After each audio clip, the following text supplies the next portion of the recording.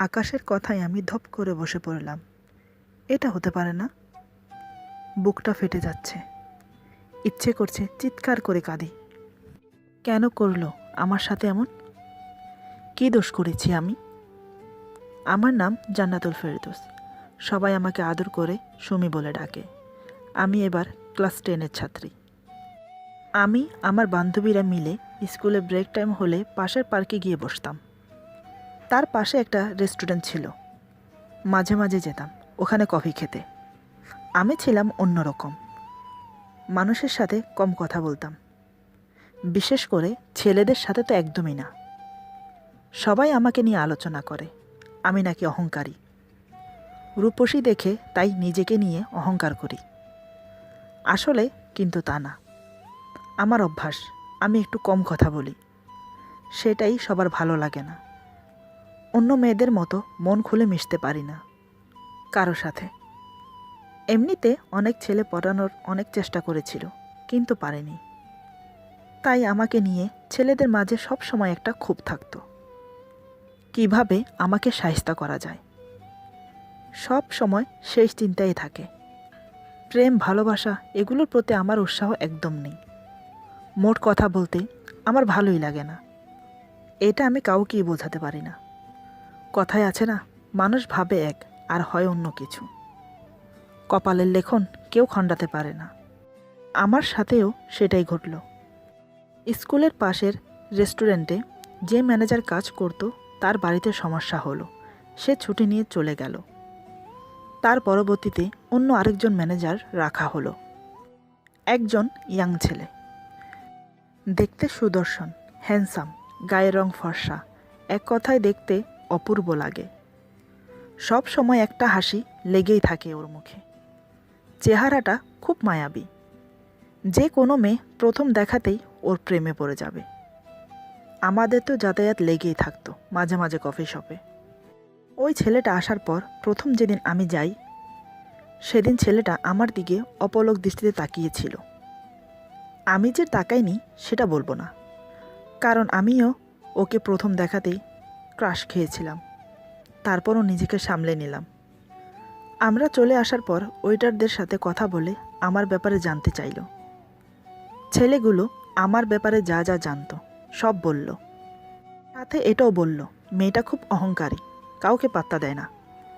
দ্বিতীয়বার যখন গেলাম, ছেলেটি আমাকে একটা গোলাপ দিয়ে বলল, এটা আপনার জন্য, যদি কিছু মনে না করেন। গোলাপটা ছিল ইয়েলো কালার, তার মানে সে আমার দিকে বন্ধুত্বের হাত বাড়াচ্ছে। আমি গোলাপটা হাতে নিলাম। তারপর ছেলেটা বলল, থ্যাংক ইউ সো মাচ। আমার নাম আকাশ চৌধুরী। তোমার নাম কি? সরি, আপনাকে তুমি বলে ফেললাম। আমি বললাম, ইটস ওকে, আমার নাম জান্নাতুল ফেরদৌস, কিন্তু সবাই আমাকে সুমি বলে ডাকে। গোলাপ ফুলটার জন্য থ্যাংক ইউ। এই বলে আমরা উঠে চলে এলাম। তারপর থেকে আমাদের কথা হতো। একদিন আরেকটা গোলাপ দিল, সেটা আবার লাল গোলাপ। গোলাপটা আমার হাতে দিয়ে বলল, প্লিজ এটা গ্রহণ করো, তাহলে আমি খুশি হব। আর এই গিফটটা তোমার জন্য। আমি গিফট বক্স হাতে নিয়ে বললাম, এটার মাঝে কি আছে? আকাশ বলল, এটা খুললেই দেখতে পাবে কি আছে, তবে এখানে না, বাসায় গিয়ে খুলবে। সেদিনের মতো আমরা চলে এলাম। বাসায় এসে গিফট খুলে দেখি ভেতরে একটা তাজমহল, আর সাথে একটা ছোট্ট চিরকুট। তাতে লেখা আছে, আই লাভ ইউ, আমি তোমাকে ভালোবাসি। আমি তো অবাক, কি করব ভেবে পাচ্ছি না। হ্যাঁ বলে দেব? মনে মনে যে আমি ওকে পছন্দ করি, কফি শপে বারবার ওকেই দেখতে যাই। তার মানে আমি ওকে ভালোবাসতে শুরু করেছি, যেটা আমি কখনো করব না ভেবেছি। তারপর আমি একটা চিরকুট লিখে তার পরের দিন আকাশকে দিলাম। আকাশ তৎক্ষণাৎ চিরকুটটা পড়ল, পরে দেখলো আমি ওর ভালোবাসায় সায় দিয়েছি। খুব খুশি হয়ে গেল। এরপর থেকে আমাদের দেখা সাক্ষাৎ আরও বেড়ে গেল। স্কুল টাইমে দেখা হওয়ার পরেও রাতে আমরা আবার দেখা করতাম। আমার বাড়ির পিছনে আসতো।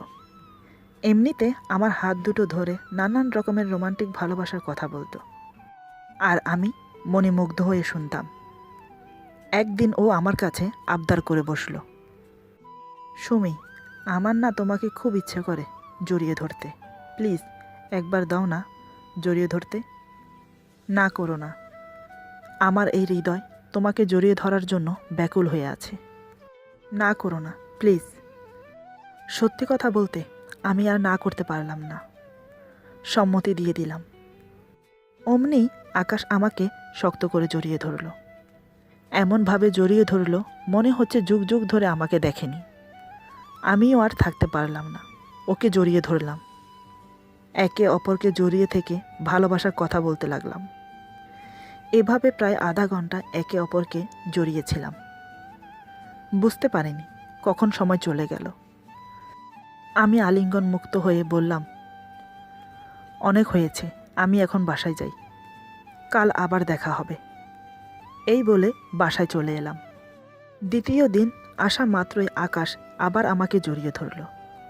এইবার কিন্তু আমার সম্মতি নিল না। আমিও ওকে জড়িয়ে ধরেছি। আজ আকাশ আমাকে কিস করলো কপালে। আজও আমি ওকে বাধা দিতে পারিনি। সত্যি আমি ওকে বিশ্বাস করি, মন থেকে ভালোবাসি। এভাবে আমরা মেলামেশা করতে থাকি। প্রতিদিন এক এক করে আকাশের চাহিদা বাড়তে থাকে।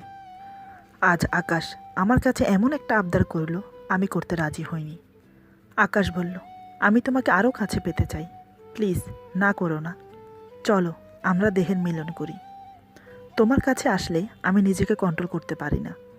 তারপরও এতদিন অনেক কষ্ট করে থেকেছি, কিন্তু এখন আর পারছি না, প্লিজ না করো না। আমি বললাম, যখন যা বলেছ কোনোটাতেই আমি বাধা দেইনি, কিন্তু এখন যেটা বলছো প্লিজ সেটা করতে আমাকে বাধ্য করো না। আমি পারবো না। বিয়ের পর তো আমি তোমারই হব, ধৈর্য ধরো। বিয়ের পরে তোমার যেমন মন চায় তেমন করে আদর করো, আমি তোমাকে না করব না। আকাশ বলল, কিন্তু এখন করলে সমস্যাটা কি? এখন আমরা করি, পরে না হয় বিয়ে করে নেব। আমি তো পারছি না থাকতে। আমার যে কষ্ট হচ্ছে তুমি সেটা চোখে দেখছো না, কেন বুঝতে পারছো না? আমি বললাম, এটা ঠিক না, বিয়ের আগে এসব করা একদম ঠিক না। তাই বলছি বিয়ে পর্যন্ত ওয়েট করো। আমি পারবো না এখন কিছুই করতে। দেখো আকাশ, আমি তোমাকে মন থেকে ভালোবাসি, তাই আমি আশা করব তুমি নিজেকে কন্ট্রোল করে রাখতে পারবে। কি পারবে না? আকাশ আমাকে শক্ত করে জড়িয়ে ধরে বলল, পারছি না, আমি সত্যি পারছি না। যার গার্লফ্রেন্ড এত সুন্দর সে কি করে কন্ট্রোল করে থাকবে বলো? সত্যি বলতে তোমার মাঝে জাদু আছে, তা না হলে আমি আজ পর্যন্ত কোনো মেয়েকে ভালোবাসিনি, শুধু তোমাকে ছাড়া। তোমার কাছে এলে আমার নিজেকে ধরে রাখাটা অনেক কষ্টের হয়ে যায়। জানি না তুমি নিজেকে কিভাবে বেঁধে রাখো। আমি তো পাগল হয়ে যাই। রাতে তো স্বপ্নেও তুমি আসো আমার, এসে আমাকে অনেক আদর করো। তাহলে বাস্তবে কেন পাচ্ছি না? স্বপ্নের মতো যদি বাস্তবটা হতো তাহলে কত যে ভালো হতো। তুমি বুঝবে না সেটা। আমার তোমাকে চাই, প্লিজ সুমি, না করো না আমাকে। শুধু একবার নিজের করে পেতে দাও। কথা দিচ্ছি দ্বিতীয়বার আর বলবো না। আমি তারপরও বাধা দিলাম। এটা হয় না, আমরা একে অপরকে ভালোবাসি। এই যে একে অপরকে জড়িয়ে ধরে ভালোবাসার কথা বলছি, এটাও এক প্রকার গুনাহ। ভালোবাসা পবিত্র, তাই ভালোবাসাকে সবসময় পবিত্র রাখা উচিত। আমরা কি করি, আবেগের বশীভূত হয়ে ভুল করে বসি।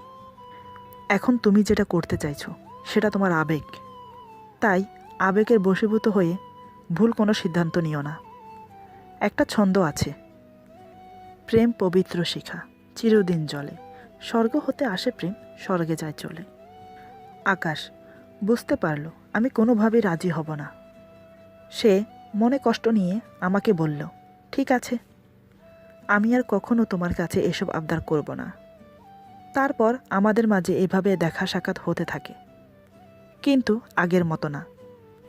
যে আকাশ আসা মাত্রই মুখে একগাল হাসি নিয়ে আমাকে জড়িয়ে ধরত, সে আকাশ এখন দূরত্ব রেখে চলাফেরা করে। যে জায়গায় প্রতিদিন আমার সাথে দেখা করতে আসতো, সে জায়গায় এখন একদিন পর পর আসে। অদ্ভুত অদ্ভুত আচরণ করে। কিছু জিজ্ঞেস করলে এড়িয়ে যায়। একদিন আমি জিজ্ঞেস করলাম, কি ব্যাপার, কি হয়েছে, তুমি এমন করছো কেন? আগের মতো আমার সাথে কথা বলো না, আগের মতো তুমি নেই, অনেক চেঞ্জ হয়ে গেছো। কি হয়েছে খুলে বলো তো, আমি কি কোনো অন্যায় করেছি?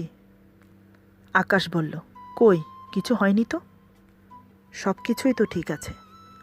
তোমার কাছে শুধু শুধু এমন লাগছে। আমিও আগের মতন আছি, তুমিও আগের মতন আছো। পার্থক্য শুধু সময়ের, আর কিছু না। নতুন নতুন প্রেমে পড়লে মানুষ নতুন স্বপ্নে বসবাস করে। যত দিন যেতে থাকে ততই একটু একটু করে পুরনো হতে থাকে। তোমার আমার মাঝেও তাই হচ্ছে। যে যেমন হোক তাতে কোনো সমস্যা না, ভালোবাসা যেন না হারায়। আমি অবাক হয়ে তাকিয়ে রইলাম ওর দিকে। কি বলছে এগুলো? তার মানে আমি ওর কাছে পুরনো হয়ে গেলাম? আমি বললাম, তোমার কথার মানে কি? কিছুই বুঝতে পারলাম না। ভালোবাসা কখনো পুরনো হয় না, না ভালোবাসার মানুষ। যে যাকে সত্যিকারের ভালোবাসে তার কাছে সে সবসময় নতুন। তোমার মতলব কি? কি বোঝাতে চাইছো? একটু ক্লিয়ার করে বলবে? আকাশ বলল, কিছুই না, তুমি শুধু শুধু টেনশন নিচ্ছ। এখানে আমি কি করতে পারি? আমি এবার কান্নায় ভেঙে পড়লাম। ওকে জড়িয়ে ধরে বললাম, দেখো, আমার যদি কোনো অন্যায় হয়ে থাকে প্লিজ আমাকে মাফ করে দাও, কিন্তু তুমি আমাকে এভাবে কষ্ট দিও না। আমি সহ করতে পারবো না। আমি তোমাকে মন প্রাণ উজাড় করে ভালোবেসেছি। তোমাকে ছাড়া একটা মুহূর্ত আমার ভালো লাগে না। তার ভেতরে তুমি যদি আমাকে ইগনোর করো তাহলে আমি কি করব, কোথায় যাব? বিশ্বাস করো, তোমাকে ছাড়া আমি বাঁচব না। অন্ধকারে আকাশের মুখটা দেখা যাচ্ছে না। মনে হলো যেন এক চিলকে হাসি খেলে গেল ওর মুখে। মনে মনে ভাবছে, এটাই তো চাই। আকাশ আমাকে বলল, দেখো জান, ভালোবাসা সত্যিই পুরনো হয় না, না হারিয়ে যায়। ভালোবাসা চির অমর। আমিও তোমাকে সত্যি ভালোবাসি। তোমার থেকে দূরে থাকার চেষ্টা করি, এই জন্য তোমার কাছে এলে নিজেকে ঠিক রাখতে পারি না। বারবার তোমাকে কাছে পেতে মন চায়, তোমার নিঃশ্বাসের সাথে মিশে যেতে মন চায়, তোমার দেহের প্রতিটা অঙ্গের সাথে মিশে যেতে চাই। আর কত ধরে রাখবো আমি, বলো নিজেকে? আমি আর পারছি না। তুমি আমাকে বাধা দিয়ে কেন রেখেছো? আমি বললাম, তুমি আমাকে ভালোবাসো নাকি আমার দেহকে? আমার মুখে হঠাৎ এই প্রশ্ন শুনে আকাশ কিঞ্চিত অসন্তুষ্ট হলো। কিছুক্ষণ অপেক্ষা করে বলল, আমি তোমাকে ভালোবাসি, তোমার দেহকে না। আমি বললাম, তাহলে বারবার কেন একই কথা বলো? আমার বান্ধবীরা বলে, যে ছেলে তোকে ভালোবাসবে সে কখনো তোর দেহের দিকে নজর দেবে না, আর যে ছেলে তোকে ভালোবাসবে না সে বারবার তোকে ভোগ করতে চাইবে। তুমি যদি আমাকে ভালোবাসো তাহলে বারবার কেন আমার সাথে সঙ্গম করতে চাইছো? আকাশ বলল, দেখো, রাগ করছো কেন? দেহের মিলন করলে এই না যে আমি তোমাকে ভালোবাসি না। গার্লফ্রেন্ড বয়ফ্রেন্ড একে অপরের সঙ্গে সংযুক্ত হলেই তারা সঙ্গম করতেই পারে। তাতে সমস্যা কি? এটা তোমার ভুল ধারণা। ঠিক আছে, তোমার যখন আমাকে বিশ্বাস হয় না, আজকের পর থেকে আমি কখনোই তোমাকে দৈহিক মিলনের কথা আর বলবো না। এবার খুশি তো? আমি আকাশকে শক্ত করে জড়িয়ে ধরলাম, আকাশ আমাকে। তারপর আকাশ বিদায় নিয়ে চলে গেল। এভাবে আমাদের ভালোবাসা বৃদ্ধি পেতে থাকে। দিন দিন আমি আকাশের প্রতি আরও দুর্বল হয়ে পড়ছি। আকাশ ঠিক আগের মতোই আমাকে ভালোবাসছে, এখন আর দৈহিক মিলনের জন্য প্যারা দেয় না। এটা যে ওর চাল ছিল আমি বুঝতে পারিনি। একদিন রাতে আমার সাথে দেখা করতে এসেছিল। এমনিতে প্রতিদিন রাতেই আসে, কিন্তু এ রাতটা আমার জীবনে কাল রাত হয়ে এসেছিল। সেই দিন আকাশ আমাকে কিছুই না বলে আমার সাথে সঙ্গম করার জন্য তৈরি হয়ে এসেছিল। আমি কিন্তু বুঝতে পারিনি। যখন ও আমার গায়ে এখানে সেখানে টাচ করতে লাগলো, আমার কাছে কেমন যেন অদ্ভুত লাগছিল। আমি বললাম, এগুলো কি করছো? এমন করছো কেন? আকাশ বলল, কেন, তোমার ভালো লাগছে না? আমি বললাম, প্লিজ এমন করো না, আমার এসব ভালো লাগে না। চুপচাপ হয়ে বসো। কিন্তু না, সোনার পাত্র আকাশ নয়। ওর মন যা বলছে ও তাই করছে। বুঝতে পারলাম আকাশের মতলব ঠিক না। তাই আমি চট করে উঠে দাঁড়ালাম। বললাম, আমি যাই, রাত অনেক হয়েছে, কাল দেখা হবে। এই বলে যেই না আমি পা বাড়ালাম, অমনি আকাশ আমাকে পিছন থেকে জড়িয়ে ধরে বলল, কোথায় যাচ্ছ জান? এইমাত্র এলে, এখনই চলে যাবে? আগে তো এমন করতে না, আজ হঠাৎ কি হলো? আমি বললাম, তোমার মতিগতি ঠিক নেই, তাই আমি চলে যাচ্ছি, কাল আবার দেখা হবে। কিন্তু না, আকাশ কোনোভাবে আমাকে ছাড়বে না। ও আরও আমাকে আষ্টে পিষ্টে জড়িয়ে ধরেছে। আকাশ কানে কানে ফিস ফিস করে বলল, আজ তোমাকে যেতে দেব না, এভাবে আমার কাছে রেখে দেব, সারা রাত আদর করব। আমি বললাম, কি করছো এগুলো? ছাড়ো আমাকে, এগুলো ঠিক না। আমি তোমাকে বলেছি বিয়ের পর, কিন্তু তুমি আমার কোনো কথা শুনছো না। এখন ছাড়ো আমাকে, আমি এগুলো করতে পারবো না।